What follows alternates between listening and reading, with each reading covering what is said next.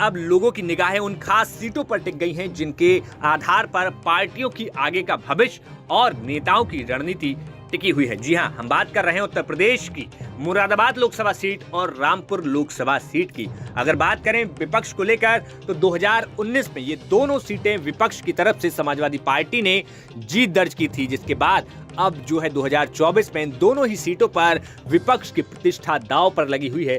साथ ही साथ समाजवादी पार्टी के अध्यक्ष अखिलेश यादव के लिए ये दोनों सीटें जीतना बेहद जरूरी है। आपको बता दें कि लोकसभा चुनाव के टिकट अनाउंस के समय ये दोनों सीटें ऐसी थीं जहां पर समाजवादी पार्टी को टिकट अनाउंस करने में सबसे ज्यादा जद्दोजहद करनी पड़ी। जहां रामपुर में एक तरफ टिकट बदला गया, प्रेशर बनाया गया कि अखिलेश यादव खुद आकर यहां पर चुनाव लड़ें। ये प्रेशर खुद समाजवादी पार्टी के नेता कहे जाने वाले आजम खान की तरफ से आ रहा था। तो वहीं मुरादाबाद में समाजवादी पार्टी के सिटिंग सांसद एसटी हसन को पहले टिकट दिया जाता है और तमाम दबाव के बाद उनका टिकट काटकर रुचि वीरा को प्रत्याशी बना दिया जाता है और रुचि वीरा यहां पर चुनावी मैदान में उतर जाती हैं। कहा यहां तक जाता है कि ये टिकट बदलवाने के पीछे आजम खान की पूरी कवायद रही। आजम खान ने अपने प्रेशर के बलबूते, अपने रुतबे, अपने रसूख के बलबूते समाजवादी पार्टी को टिकट बदलने पर मजबूर किया। आरोप तो यहां तक है कि अखिलेश यादव ने इन वक्त पर रुचि वीरा का टिकट वापस से बदलकर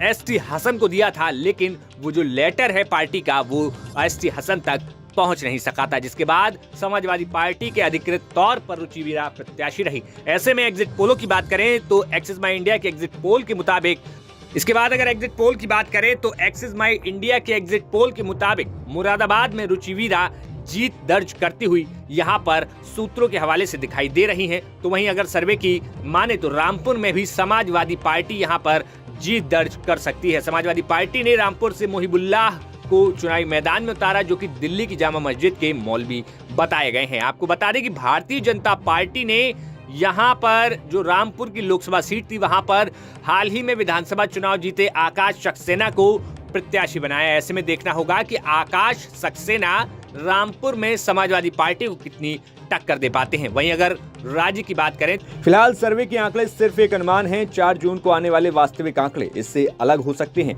इन चुनावों में उत्तर प्रदेश पर एनडीए ही नहीं, इंडिया अलायंस की भी निगाहें टिकी हुई हैं। यही नहीं, उत्तर प्रदेश में सबसे ज्यादा वीआईपी सीटें हैं जो कि आगे बनने वाली सरकार में बेहद अहम भूमिका निभाएगी। चाहे फिर वो वाराणसी से खुद प्रधानमंत्री मोदी हो, मिर्जापुर से अनुप्रिया पटेल, लखनऊ से राजनाथ सिंह, कन्नौज से अखिलेश यादव, मैनपुरी से डिंपल यादव, आजमगढ़ से धर्मेंद्र यादव, लखीमपुर खीरी से अजय मिश्रा टेनी, ऐसे चेहरों की लंबी लिस्ट है जो लोकसभा चुनाव में दांव आजमा रहे हैं। 2019 के चुनाव को देखें तो यूपी की 80 में से 15 सीटें विपक्ष ने जीती थीं, जबकि 65 सीटों पर एनडीए ने जीत दर्ज की थी। इन 15 सीटों में अगर बात करें विपक्ष की तो आजमगढ़ और रामपुर ऐसी सीट रही जो कि उपचुनाव में समाजवादी पार्टी हार गई, लेकिन एग्जिट पोल में फिर इन सीटों पर सपा की वापसी होती हुई अब दिखाई दे रही है।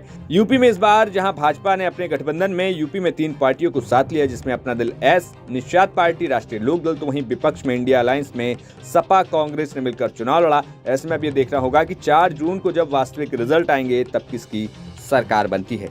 Bureau report, news nation.